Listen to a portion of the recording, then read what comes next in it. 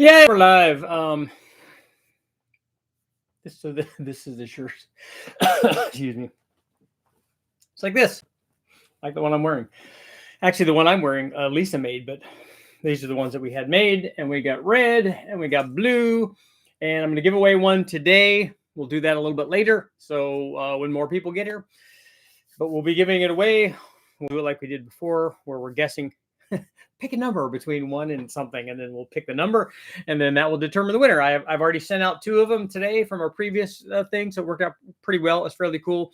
I actually posted something up on Facebook and Instagram, so maybe we'll get more people here and some more people with a chance to win, which is cool. A couple cool things happened today on my run. I was out running hills and stuff, and I was running up this road, slight incline up this road. I was running up the road and I saw some people standing there, and they're like, "What is that?" And they had both of them were walking dogs, and so they had their dogs and they're kind of holding on to them. I'm like, "What's going on?" I thought that there was another. I saw what I thought was another big. It was pretty far up there. I saw what I thought was another big dog in the road. I wonder if somebody's dog got off the leash or something. So I keep running, except it's not a dog. It's a wild pig, and it's pretty good size. I'm sure it's a couple 100 pounds.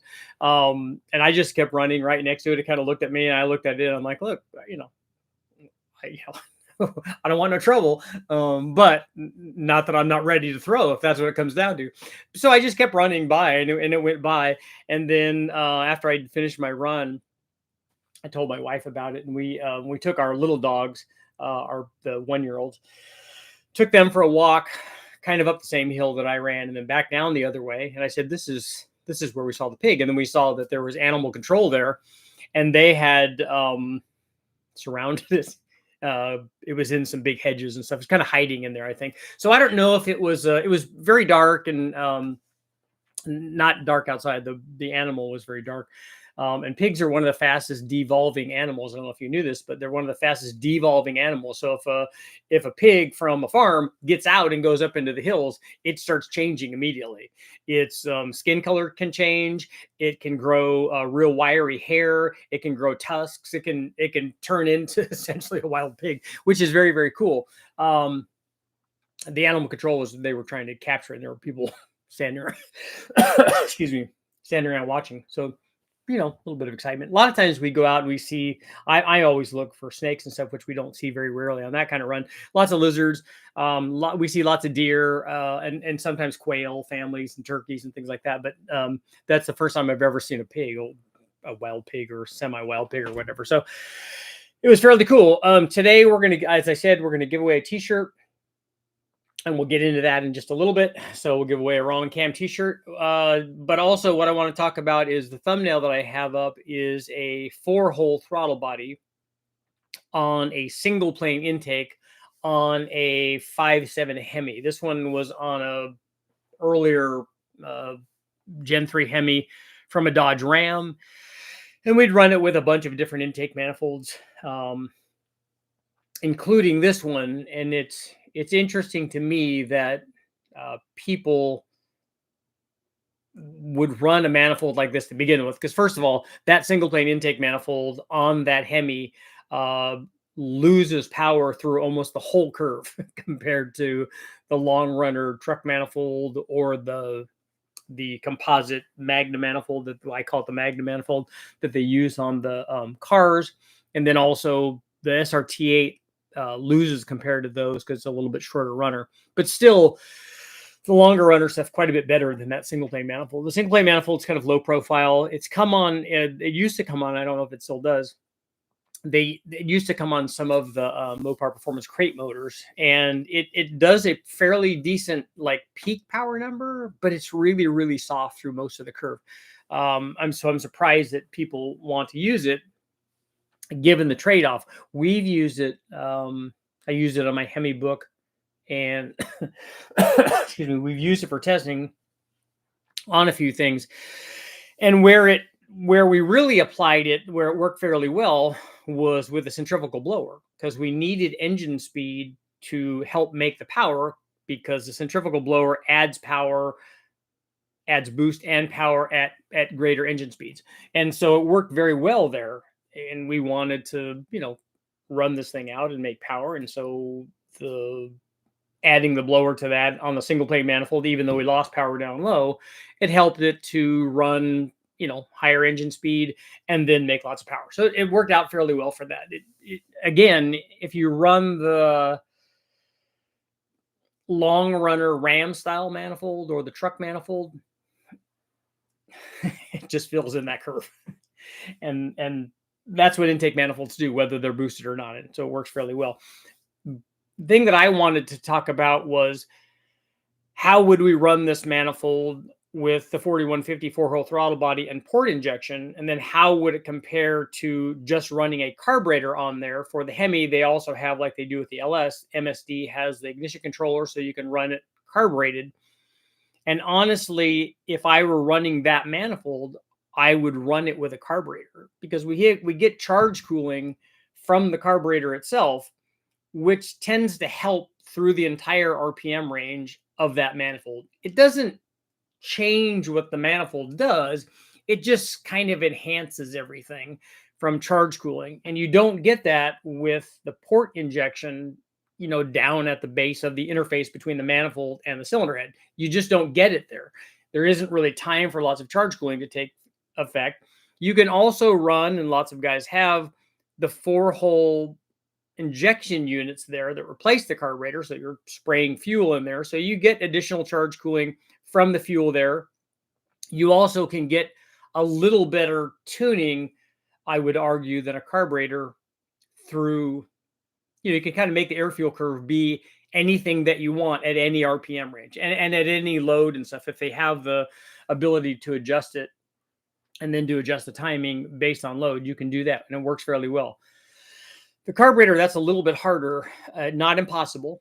The carburetors tend to go on there if you have sized the carburetor right and the metering blocks are right and the jetting is right. They work very well. It works surprisingly well because they're airflow demand oriented, a carburetor is, and they work really well.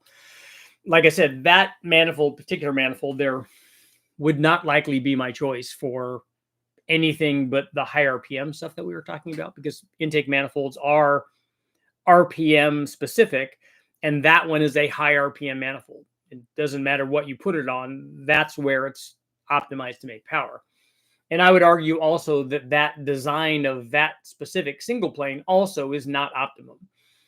Mopar Performance has made other single planes, high-rise single planes, I think for their Copo stuff. And we've run a couple of those in testing that I did. And those obviously make a good bit more power than these do. And particularly on a combination where you would start to take advantage of what the intake design would have to offer. If you put that manifold on a stock motor, you're like, well, it's out of place on the stock motor, because a stock motor doesn't want to take advantage of whatever airflow it has or the RPM range. It doesn't benefit from that.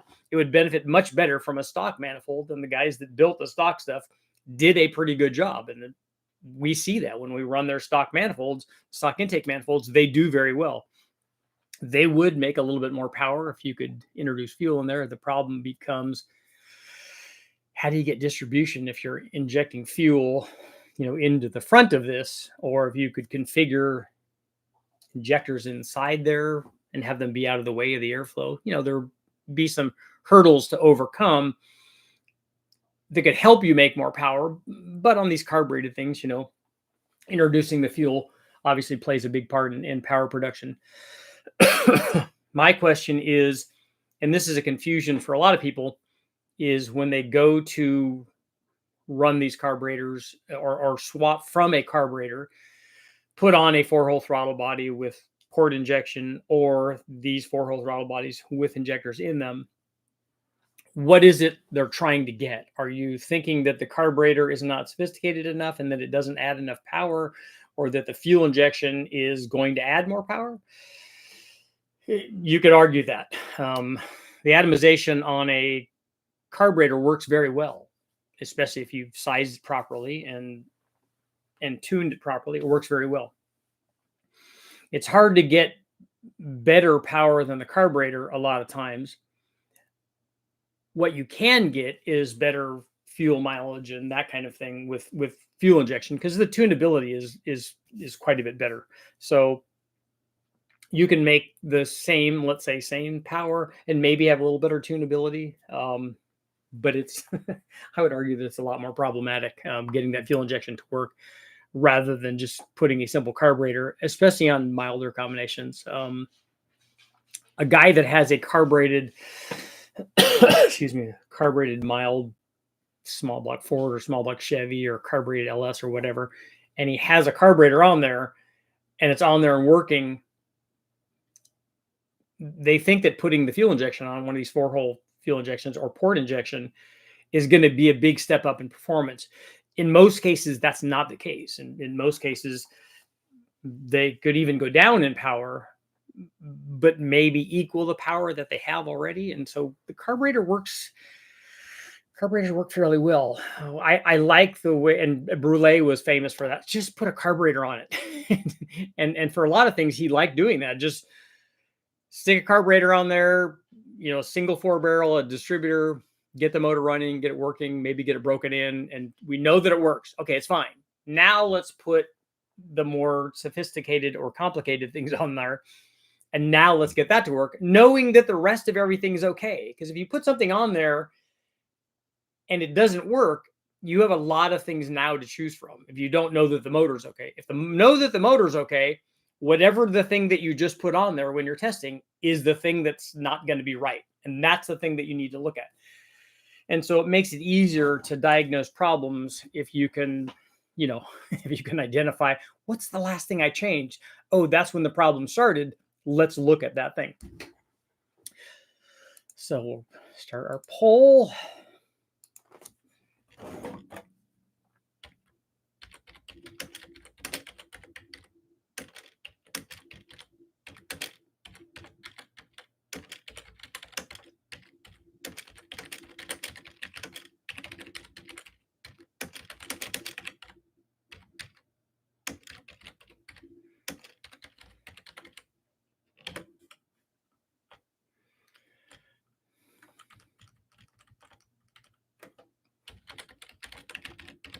Okay. Would you pick a carb over port EFI on the same manifold? All you're doing is changing the delivery on the same manifold for a mild performance daily driver. Would you pick a carburetor? Would you put fuel injection?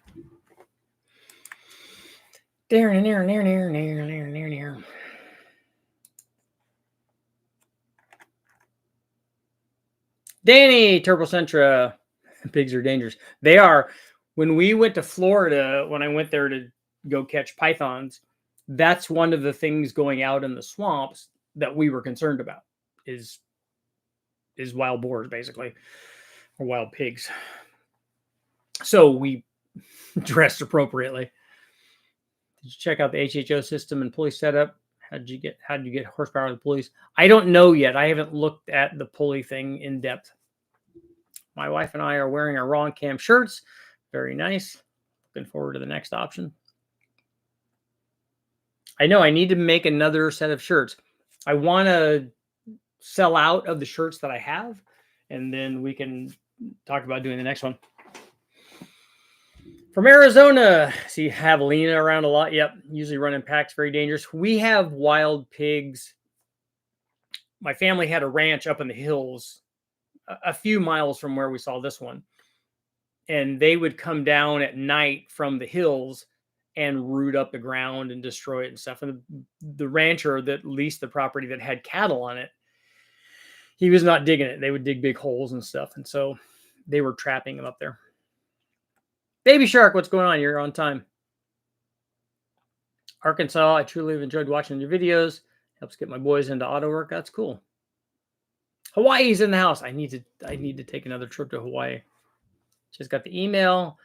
Ceramic coated valves and exhaust ports and adding HHO systems so I don't have any buildup and exhaust ports stay clean until the heads go. Okay, cool. Richard, have you seen inner chiller setups? Yes, I have. Use the AC compressor to cool the water for the air to water intercooler. Off subject, but stumbled across it and kind of blew my mind. Yes, I have seen those. The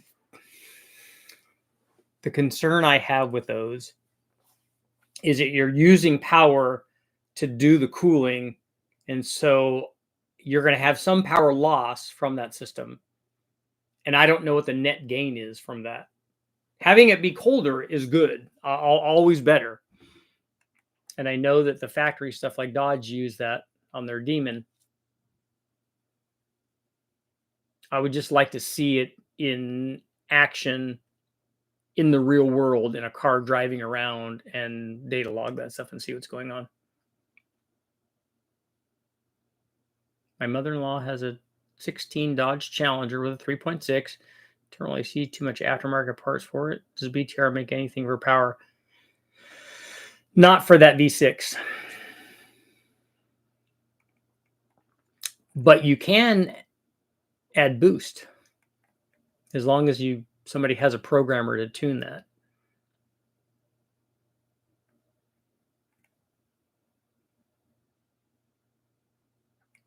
Do you have a video of catching pythons? Yeah, there is one up there.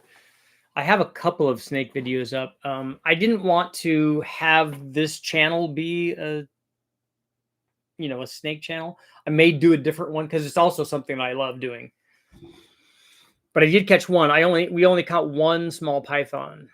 It was a baby. That's all we saw in the 3 or 4 days that we were there out looking.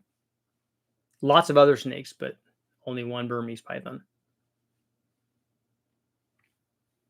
I wonder if you put an injector behind the throttle body, like the cold start, except you use it continuously and tune port injectors lower if it helped with charge cooling and small power gain. That's possible. The problem with putting a cold start injector or spraying anything into a manifold that's designed to run only air, particularly if it's a long runner manifold, is that you don't have optimized fuel distribution.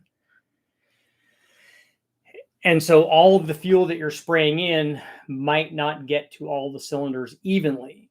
Now, if you went and did sequential individual cylinder tuning, you might be able to change that or adjust for that. But otherwise, you get more fuel in one cylinder than others. Tips for cleaning pistons. Are you cleaning them? Have you disassembled the motor? Or are you trying to clean the piston tops and the combustion chambers with the motor still assembled while it's running? Those would be different techniques.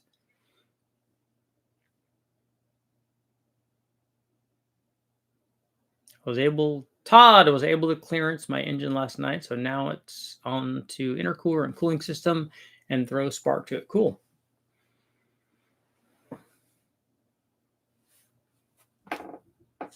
On the pole, I would try it. Special Agent, what's up? Molasses cleans metal well. Ceramic coat the piston tops.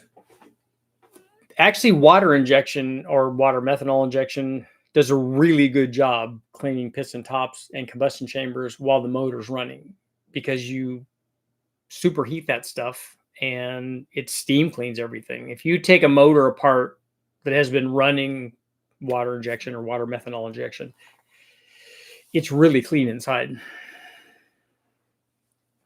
Is it safe to use VR1 in a 91 stock Mustang? Are you talking about the oil? If you're talking about the oil, then yes, it is. It's fine. Sonic cleaner works great on parts outside the engine. Yes, that works good. We take our stuff when we want to clean it very well. We take it to the machine shop and they put it in their parts cleaner. But gasoline works, parts cleaners. The oven cleaner works good for carbon buildup on stuff too. On cylinder heads, combustion chambers, we had to spray it in the ports on that 4.8 because it filled when that one cylinder wasn't running, it just filled the port up with soot. Sean, use kerosene. 91 is a roller cam. A 91 Mustang would be a roller cam, yes. Hemi induction, does that mean my LS can gain power by consuming Hemis?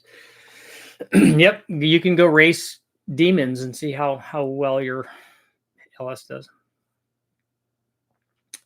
Diesel fuel, I've seen people use diesel fuel for that too. It's pretty much what the HHO system does. Steam cleans the motor internally by raising temperature of pump gas, so no fuel goes unburnt.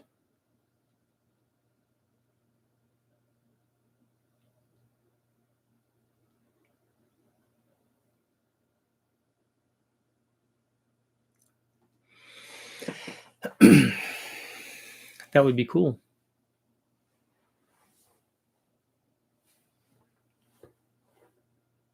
That would be cool if it helps with fuel mileage. Although I don't know what you're spending in hydrogen to improve the fuel mileage. If I put drag radials on my yellow car, that might not be a terrible race.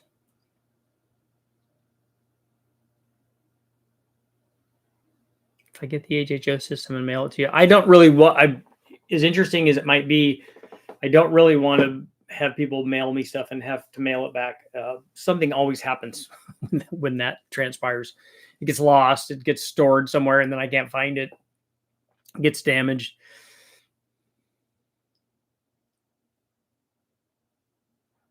I'd have to learn more about whatever that system is to even know how to go about tuning it at wide open throttle.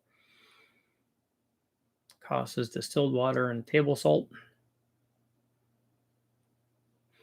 No, I know, but there's still costs, so that there's something there to, you have to make sure that whatever gain you would get has to offset whatever that cost is, and then also to amortize the cost of the system, which I don't know what that is.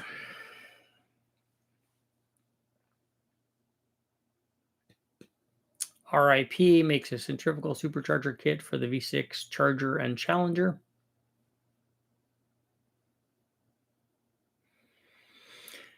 I've used water down the carb or run the engine at 2000 RPM to clean valves, sometimes ATF on the 1970s cars. You can do that. You can just idle the motor up and just spray water. And you can just use a mister bottle. You can use almost anything and it will definitely clean that stuff. I like the Hellcat engines. I just wish they'd build a sports car around it instead of some recycled Mercedes E-Class chassis. It would be cool if they put it in something that wasn't like 5,000 or 6,000 pounds. That was like half that.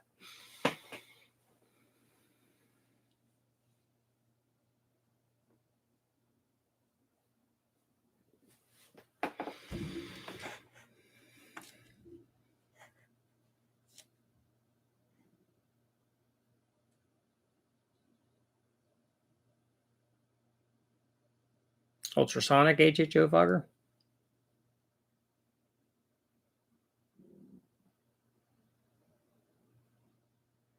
Surprised they never made a Viper with a Hellcat engine.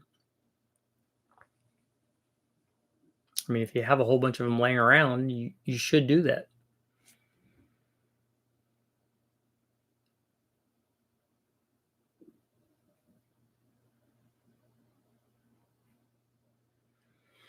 Buster, I have a 91 LX Mustang that I race and one that is stock. Why on my race one do my spark plugs melt the electrodes on a nitrous run? You don't have your tune correct if you're melting electrodes.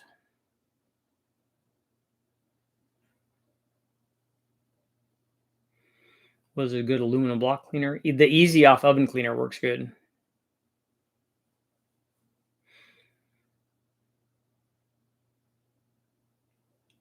The amount of cleaning supplied by the Easy Off is a function of the amount of time that you leave it on there. So you can determine how clean or abrasive it is. EFI cars have way better drivability than carb cars. Dan has spoken. Plasma fogger. I need to find a red-eye engine and a Viper. Nice. I think with a Viper, I would just leave the Viper engine in it. But maybe boost.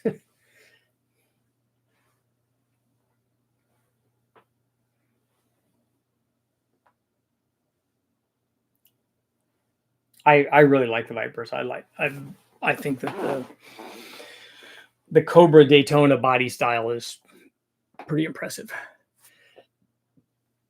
That's been on the want list for a long time. a Hellcat engine into a Miata.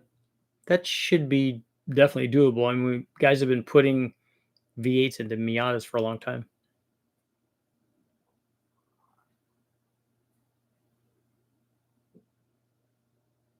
I would like to clean the L33 that I have. The block is really ugly. McGuire's wire wheel cleaner from Walmart works great on aluminum. It looked like it came from the factory. I'll have to try that stuff and see. Do you think it'll work on the L33 block that I have?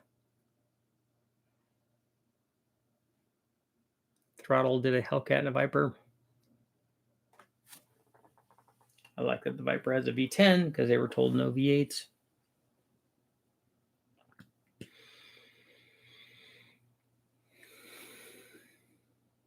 Richard, I have a 4-cylinder 1600cc EFI. I want to make 2-plane intake manifold for good air distribution. Will it make power? I don't know what you mean by a 2-plane. Are you talking about just dividing the 4 cylinders into 2 plenums? Which I tried doing that long ago on a Honda and was not successful. Just having the runner length be the right length for the RPM range that you want to run and having a radius entry and a common plenum seemed to work pretty well. I couldn't improve upon, it was hard to improve upon what the factory stuff was doing on the Honda stuff, on the B series Honda stuff.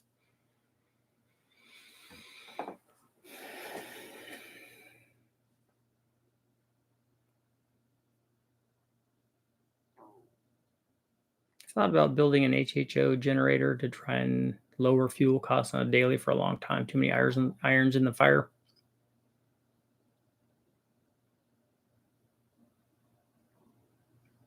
You'll clean it so that it looks like it came from the factory. It won't look like it was sandblasted or vapor blasted. I brought the LX to a tuner and it never melted a plug but ran half second slower. When I do my tune, the car runs faster and it shifted to 6400. On the rev limiter, the car flies. Yeah, it will. It will keep getting faster right until it destroys itself. So if you add timing to it and lean it out, you'll burn what you're burning now is the fusible link. Although I'm surprised you haven't hurt something already. Usually if you're burning electrodes, it's doing damage to the edge of the pistons too.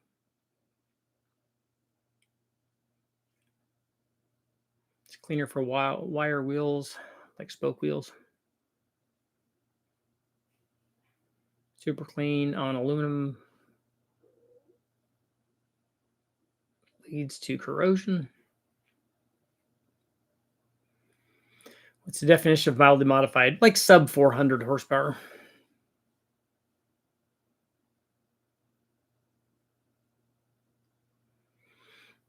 Yeah, Andy, I think your 410 gears and no overdrive are probably why the fuel mileage wouldn't be great on the Nova.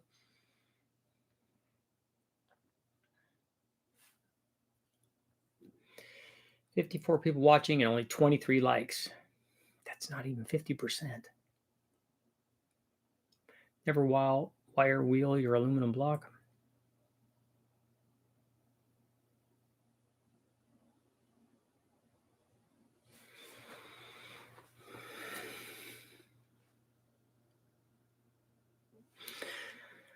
Buster, yeah, if you want to win races, then tune to win. Pinging is power. That's kind of what I want my next shirt to be. If you use corrosive chemicals on porous metal, it will weaken. I don't think corrosive chemicals on the outside of the block are going to have much in the way of weakening the block strength. I'm looking at Garrett turbos. Those are nice. 58 millimeter turbos rated up to 700 horsepower. Do you think a turbo that size of 7 psi would make much torque for a stock LS4? Single turbo setup? Yes. A 58 millimeter turbo is going to, a Garrett particularly, is going to be responsive on a 4.8.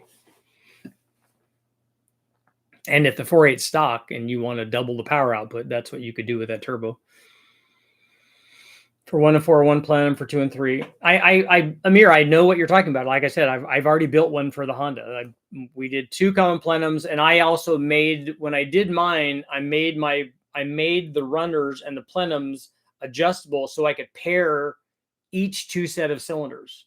We could do the one that you're talking about, and we could do it the other way. And I didn't see a big change in power from doing either one of those. And we tried it with 2 throttle bodies, and I also tried it joining the 2 common plenums, and it didn't work as well as the factory intake manifold. That's not to say that you can't make that setup work.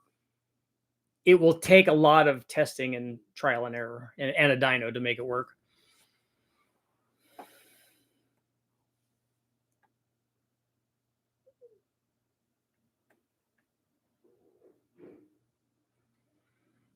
If you've ever seen anything aluminum that came from the East Coast where they salt the roads, you know that stuff is worse than anything. Mystery engine is a 301 Pontiac turbo. That would be cool though, right? It's not. Super clean is great. I use it on everything. Mutations acid. Danny, that's good. Muriatic acid.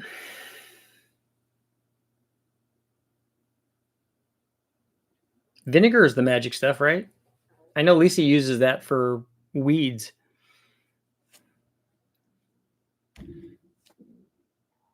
Plus, you can dye your Easter eggs.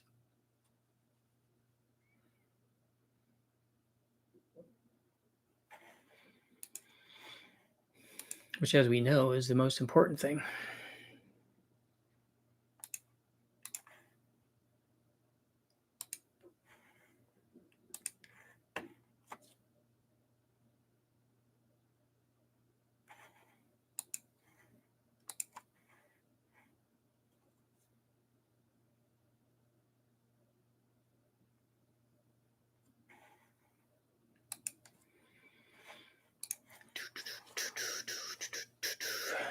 White vinegar on steel parts to clean off rust. Does it work good on rust? Environmentally safe. Vinegar and Coca-Cola. I remember the old school guys using Coke to free up rusty parts. I've never tried it.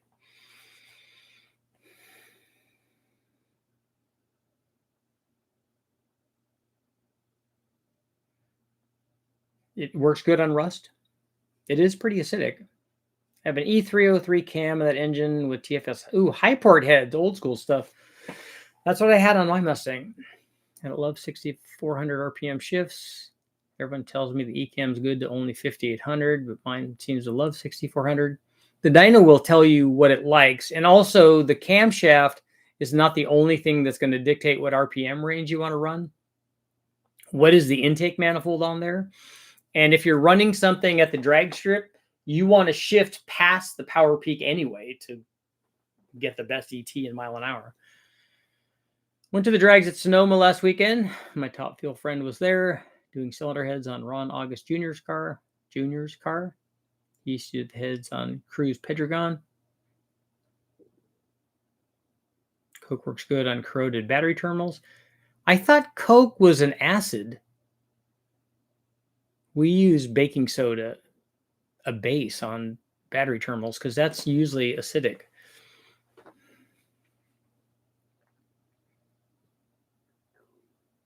Soaking in vinegar with an old school battery charger and either rust away. Coke works good for a battery cleaner. Is Coke a base?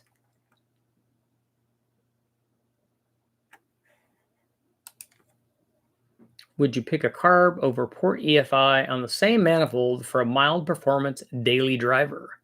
61% are saying no to the carburetor.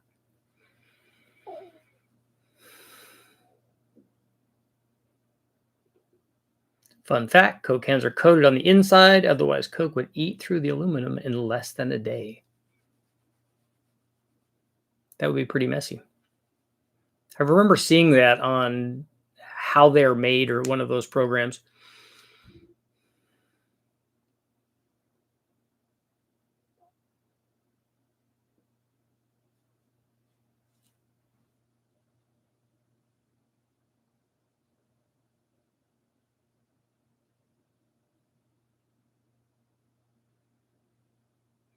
I just use water on battery corrosion. It washes right off. I'll usually stir up a mason jar or a coffee cup, one of Lisa's coffee cups, full of baking soda and water, and I'll dip we'll take the battery terminals off and dip it in. Cleans it off pretty good. Base stops the propagation. Okay, wait, let's see here. Performer RPM with a 650. I use Visani step long tube headers and 410 gears. Okay. Performer RPM will take you beyond 6,000.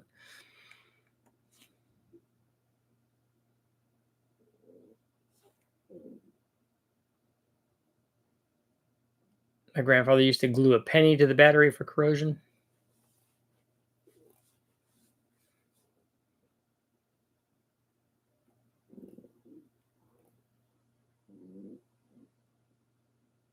He didn't get the copper electrolysis or anything happening with the copper. Okay, it's time to do our shirt giveaway. We got blue. We got red. And I'm also wearing a red shirt. Since we have 48 people here today, we're going to pick a number between 1 and 50. And I'm going to pick a number.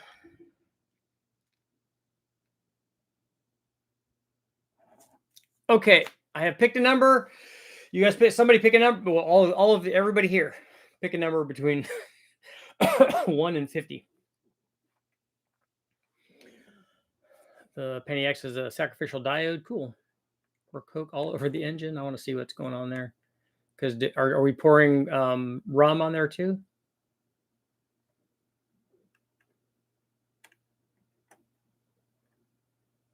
Pour Coke all over the engine and then throw Mentos out of the hood.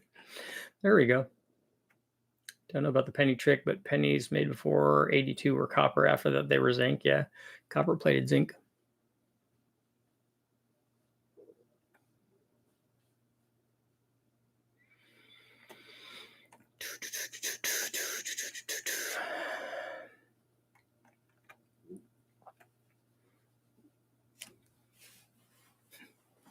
You pick 77? Did you pick 77 or 25? Because you only get one guess. I have a t-shirt already. Somebody can use my number. Well, Michael, you should put a number up there, and then if you win, you could give it to somebody. Can't remember the channel, but some Australian guy replaces coolant with Pepsi. How did that work?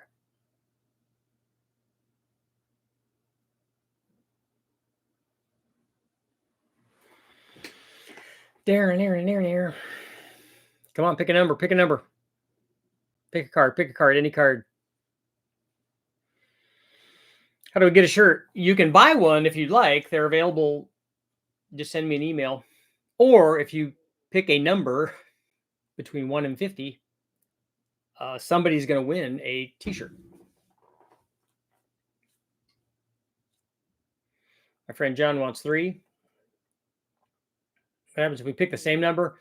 We had that happen already where 2 people picked the winning number.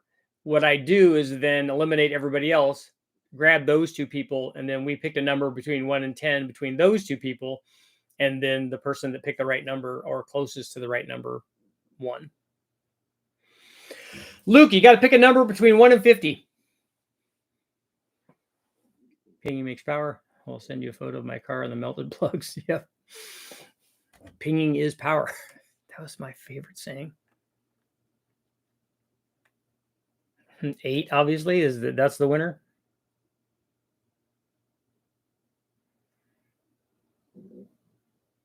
Andy, what was your deal? I can't remember the channel. Oh, But it did work for some time. I mean, it is liquid, so it should work a little bit. It would be better than having just air in there.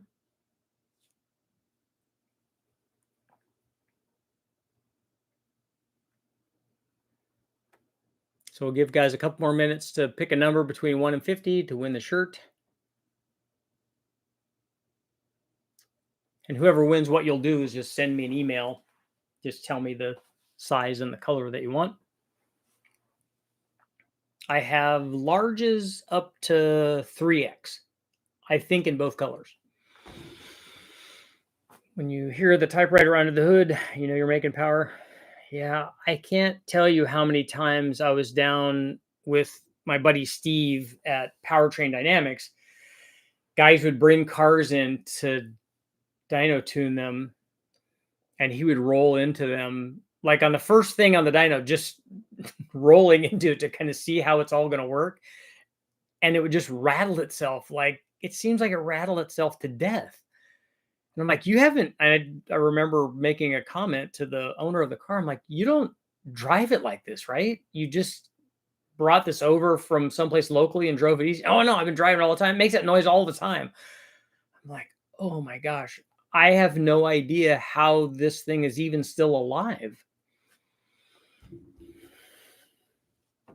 Cavitation with carbonated liquid around the water pump. I would think that it would get the carbonation out of there fairly quickly. Does anybody know what the boiling point of Coke or Pepsi is?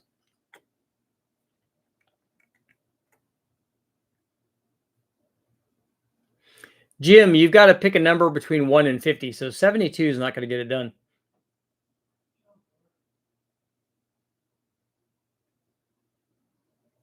Can't have coolant get into the engine if you lift the head, if there's no coolant. The answer to everything is 42. Jackie Robinson would be proud. That's how I feel every morning with piston slap. Mine's a little slap happy too. Advance time until it blows. Make note of timing. Rebuild and stand to that number. That's like torque it till it strips and then back it off half a turn. The soda would go flat pretty quickly, I would think. Synth Fidel, 64 is not going to get it done. You got to be between 1 and 50. And the stock LX, does 87 octane or 97 octane make a difference?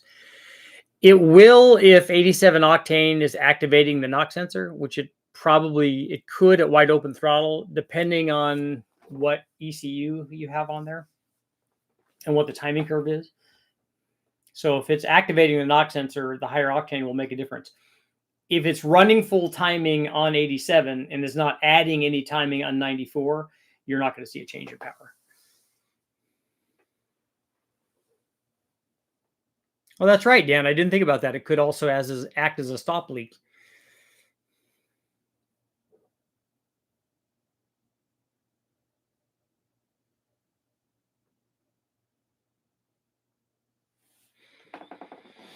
Apparently, Pepsi boils at 197 versus 212 for water. When do you start undersized pulleys, turbo LS application? Why do you want to do an undersized pulley? Are you trying to slow the water pump down? Slowing the water pump down, water pump cavitation is a real thing. So slowing the water pump down is not a bad idea, especially if you're running sustained RPM. We found that out in my Mustang on the Silver State when we're running at 6,000 RPM in fourth gear, running essentially the same speed, about 140-ish or more. With the gearing that we had in it, the car would start to overheat. When we would shift into fifth and it would run the same speed just at like 4,000 or 4,100 RPM, the car ran cool and fine. And so Ford did not design that water pump to run sustained at 6,000 RPM.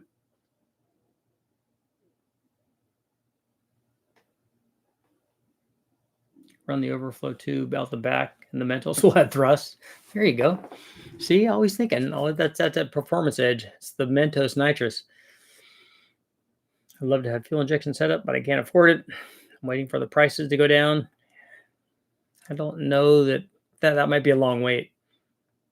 Although carburetors are not cheap either.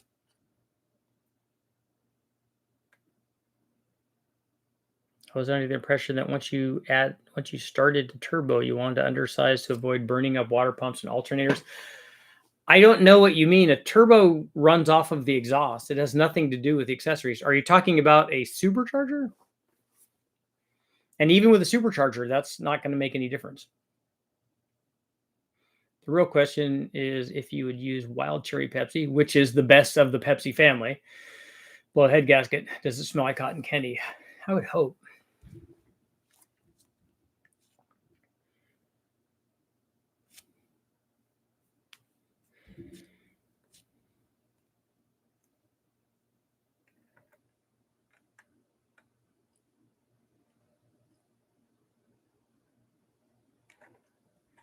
We're at 66% on the no.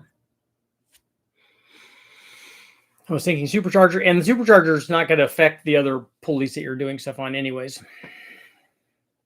Unless you put a big crank pulley on it that is also spinning the other accessories faster. If they share one, sometimes the blower is driven off of its own crank pulley, and that's a better setup. If it's driven off, like a lot of the Kenny Bell stuff, utilize one serpentine belt for all of that stuff. So if you did an oversized crank pulley, you were spinning the other accessories also faster. And in that case, it might be a good idea to change the water pump pulley. I would trade my Quadrajet for a TPI setup as I like more torque for my daily driver. A TPI should definitely do that. Agree on wild cherry being the best of the Pepsi family. I think so too. And I think I get like wild cherry Pepsi. I don't drink a lot of it, but I would get that. But I don't drink a lot of cherry Coke though.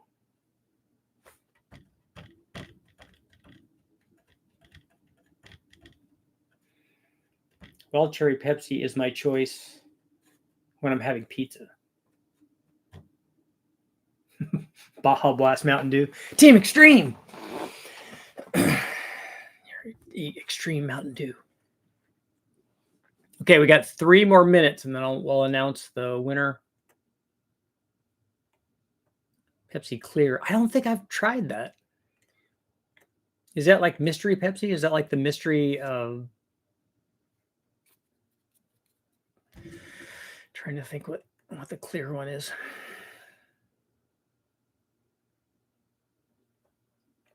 Scroll back and see if I can see our winner here.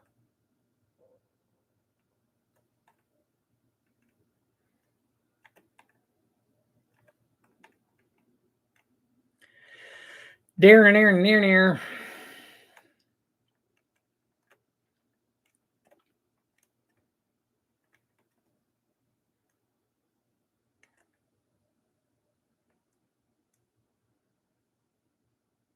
Dying out here in the Midwest. Heat picking cucumbers.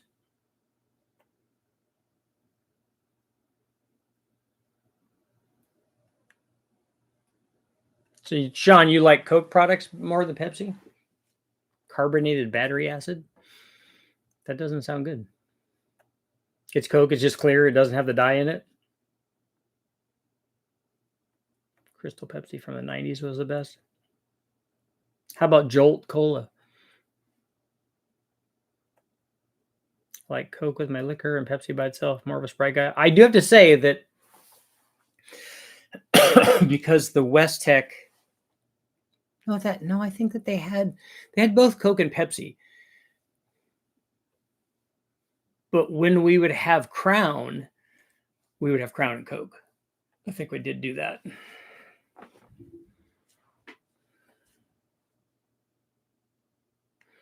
What payment do you accept? PayPal. I'll put my email address down here.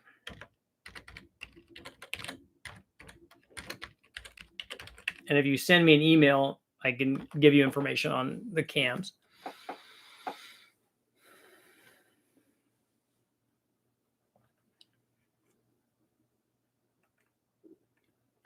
I live on A Treat soda. I've never heard of that. And do you drink one ginger ale on Thanksgiving and one on Christmas? Helped me lose almost 70 pounds not having soda.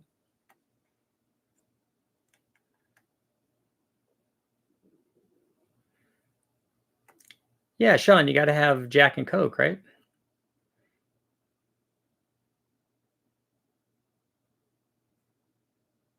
Michael, you used to drink Zimas. I think I tried one of those way back in the day. Best Coke is a Mexican Coke, though. I agree. That is better. It's not as overpowering to good whiskey as Pepsi is. I like my stuff sweet anyways, so that's not a problem with me. In Michigan, it's called pop. It does. There are regional areas for that sort of thing. I like the Jarritos stuff, and we got some of the hard Jarritos, like a Mike's Hard Lemonade, that kind of thing. I ran aluminum pulleys on my 93 LX, helped a little bit. Underdrive pulleys can add power. We had a video, or I had a live feed on that and talked about that. And on mine, we went too much, and it did not like it sitting in traffic and stuff. It didn't want to charge, and it also didn't want to cool.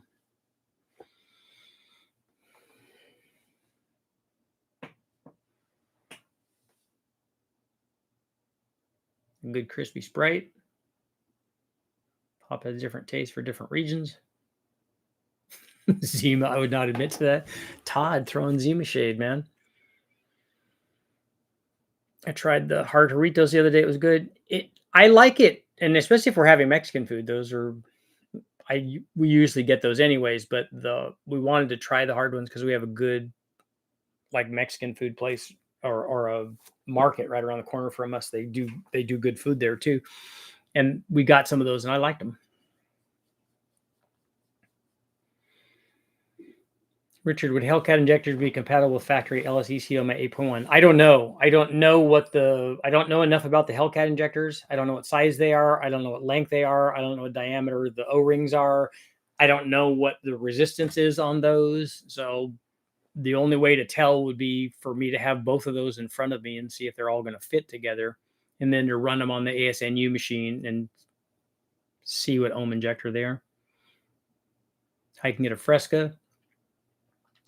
I remember my grandmother used to have Frescas at her house. The other ones I like are cactus coolers from back in the day.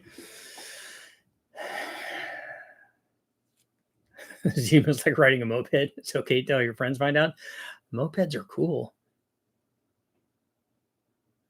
You strike me as a mustard and a relish on your hot dog kind of guy. I don't like relish. I don't like pickles. But mustard and ketchup, though, for my hot dog.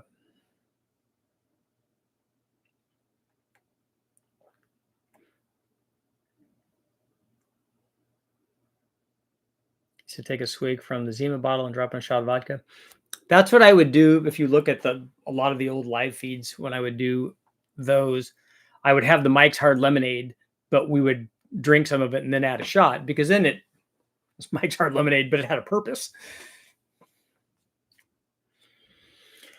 Apple Crown Royal. I've wanted to try that. And Sprite, that's a good combination. I like the Jack Honey stuff. Will the fast fuel rail fit on LS7 MSD intake manifold? I don't know. Tony Pacos has the best hot dogs. I like the hot dogs from Costco because they're $1.50. So we have to get to our winner. Our winner is... Scrolling. And he came in late, swinging, and it was awesome. Jim Ashcraft with 27. So Jim, send me an email. Tell me what size and color you want, and I'll get a shirt out to you. Congratulations on your win. Stepped up like right there at the end and represented. Free refills on the drinks too. We usually get them to go, but yeah, that's awesome. You got to respect somebody that says, "Hey, look, we're going to make these $1.50, even if we lose money on them." Now they found out a way to adjust things, obviously, to not lose money on it. But I think that's cool. Hey, this is what Costco stands for. We've been selling these for, I don't know, decades now, and we're going to keep doing it. And I think that's awesome. Jack Honey and Lemon in hot tea. Okay, cool. $1.50. And you get the soda. Sam's Club hot dog is also $1.50. Nice. And we go to Sam's Club too. Tennessee honey and vanilla Coke. Cool. 77.27.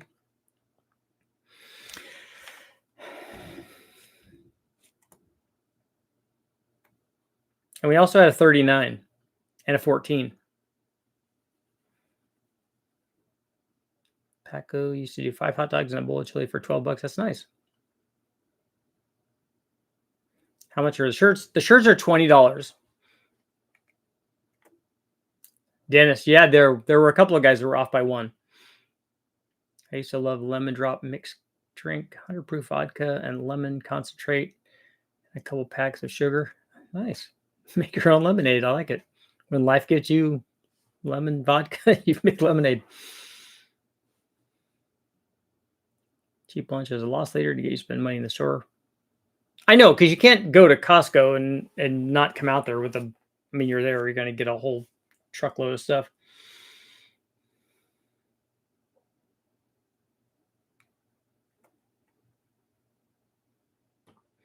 There goes my guess for something ending in 7.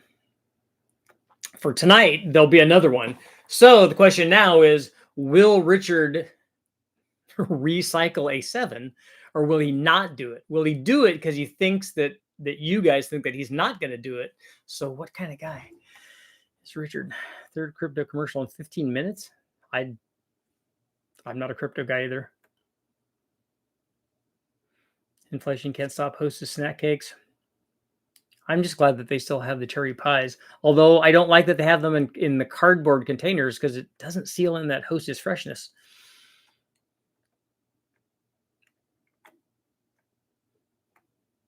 I remember 99-cent Whoppers. Those are days. I used to work back in the day, I used to work at a place called Hamburger Stand. And we had, I want to say that they were 29-cent hamburgers and 39-cent cheeseburgers. I remember because guys used to come in after it opened. Guys used to come in and they would order like 10 or 12 of them at a time. Should I keep the old high ports or should I swap them for aluminum twisted wedge heads? The high ports, especially ported, would flow more than a twisted wedge would. I think a twisted wedge is going to make a little bit more power out of the box than the other ones. I just don't think it's enough of a change that you would see to, justify whatever the change in cost would be. Quantum uncertainty, that's right. Have you tested an EFI throttle body versus a similar size carb on the same motor? The guys from Engine Masters have done a couple tests on that. So now we're second guessing. Richard's second guessing on our guesses. Exactly. How much was a White Castle burger? I don't know that I've ever even been to a White Castle. We fall victim to the classic blunder. Only slightly less well known. Never go against. What was he Sicilian? When death is on the line?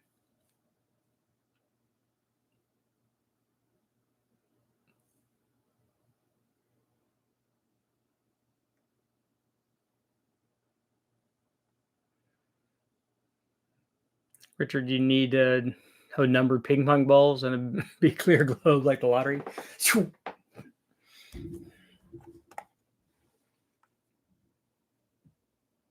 Went to Sonic once and ordered 150-cent cheese hamburgers. They were like, how many you said? And it will be a few minutes. It's inconceivable. I don't think you use that word a lot. I think it means what you think it means. Oh, that one of my favorite movies. Got to end our poll at 67, so 2/3 no on the carburetor.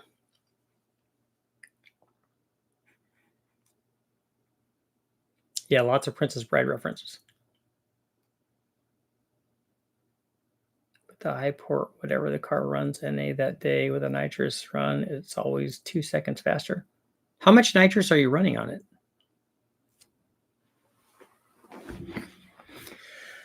Two seconds seems like a lot.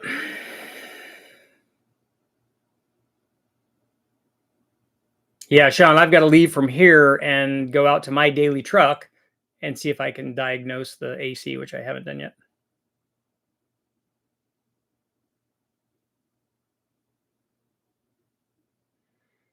Remember you testing a carb on top of a TPI a while back. Have you thought of testing a Gen 4 intake? I know it'd take a lot of upper manifold trimming and filing. So you want me to put a 4-barrel on a Gen 6 intake manifold? What I want to put on top of a Gen 6 manifold is an M90 blower. You're running 2 seconds worth of nitrous. Yeah, I kind of wanted to know how much that was. A 150 shot doesn't seem like 2 seconds, but a 150 shot can be 2 seconds if you're originally running a 16.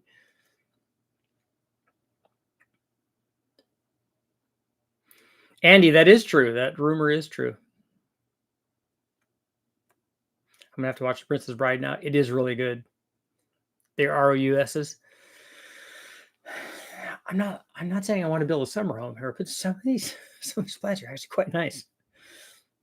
What's wrong with the AC on the truck? Is the belt there? Does the AC clutch it come on? Well, that's what I'm gonna go check, Dan. I don't know. All I know, the only information I have right now is when I push the button, it doesn't blow cold air. So I need to open the hood and see if the clutch is engaging, see if there's voltage there, you know, the normal stuff. See if the belt is there would be the big thing. I assume that the belt is there because everything else is turning. It runs 1250s. It goes from 1250s to 1050s on a 150 shot.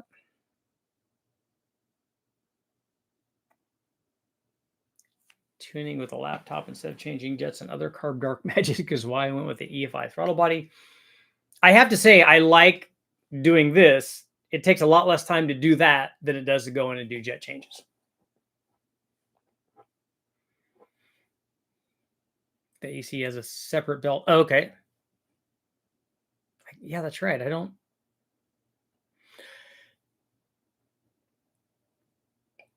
Oh, that's right. It has the little backside belt on those, right? Not backside of the belt, but it's inside the other ones.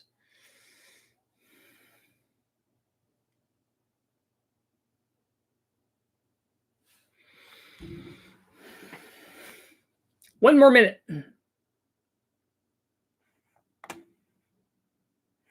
I also have to get on a call with Brian Tooley. I told him I'd call him back after the live feed. I've seen the pressure switch fail quite a bit. I figure I'm gonna need to diagnose a few things. It might just need to be charged, but the way that it's acting, I'm suspecting that it's not turning on. Richard, I've got a 2015 SS Camaro. A 15 is still a LS base motor, right? And so it would depend on what you want to do with that Camaro. Is it a daily driver and you just want more power than the stock, I'm assuming, LS3 cam does?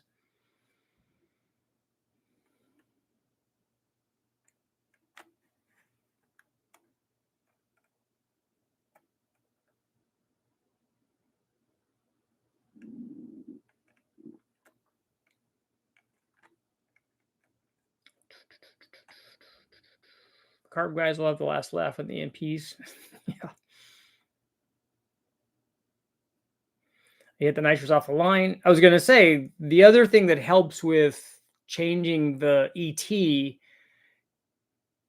obviously the more time that you can add the power, the greater the gain is going to be.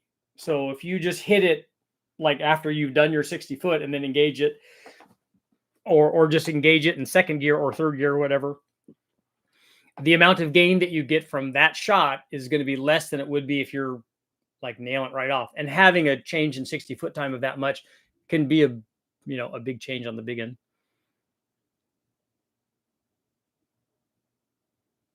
A daily just want more power. Travis, one of the 2 cams that I have would be good for that, especially for a daily. If the orifice tube is plugged, it needs a compressor and a flush.